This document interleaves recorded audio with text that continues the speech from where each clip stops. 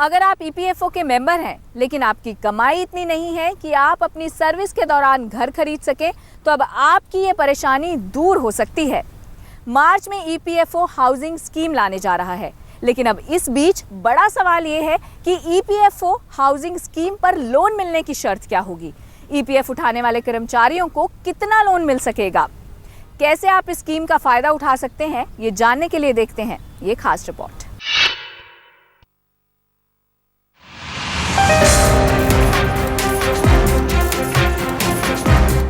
EPFO की housing scheme सिर्फ आपके घर का सपना ही पूरा नहीं करेगी, बल्कि आपका ये सपना सस्ते में पूरा होगा। ईपीएफओ मार्च में हाउसिंग स्कीम लॉन्च करने जा रहा है।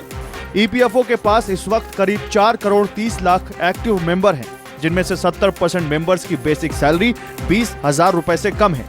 यानी कम इनकम वाले करीब 3 करोड़ कस्टमर्स को स्कीम का सीधा फायदा मिलेगा। रियल एस्टेट सेक्टर दबाव में है, ऐसे में ये स्कीम सेक्टर के लिए संजीवनी साबित हो सकती है।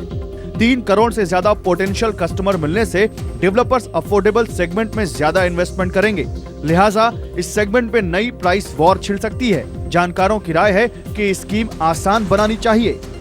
ये ग्रुप हाउसिंग एक्टिविटी करनी पड़ेगी, 20 लोगों को इकट्ठा होना होगा, उनकी कोलैटरल रिस्पॉन्सिबिलिटी होगी आपस की।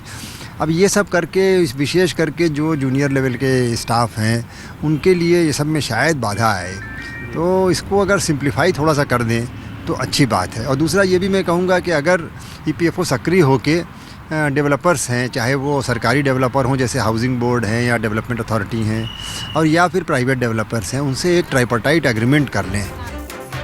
जानकारों का मानना है कि बल्क बायर मिलने से अफोर्डेबल सेगमेंट में मकान की कीमत 10 से 15% कम हो सकती है।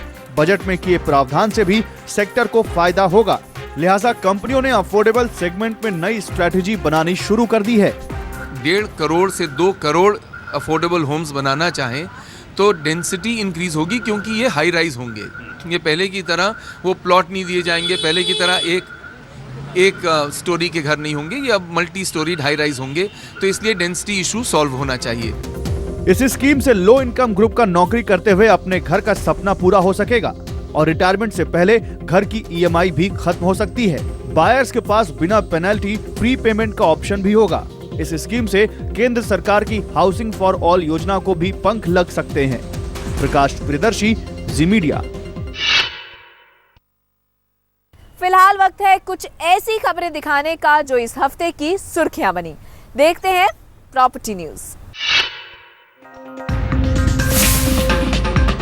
जल्द ही दिल्ली और मुंबई में नए घरों की अप्रूवल 60 दिन में मिलनी शुरू हो सकती है। सूत्रों के मुताबिक शहरी विकास मंत्री वेंकैया नायडू ने इसके संकेत दिए हैं। घरों की अप्रूवल के लिए ऑनलाइन एप्लीकेशन देनी होगी और 60 दिन के भीतर अप्रूवल मिल जाएगी। मिली जानकारी के मुताबिक अगर 60 दिन में अप्रूवल नहीं मिलती है तो डेवलपर्स एफिडेविट फाइल करके कंस्ट्रक्शन शुरू कर सकते हैं।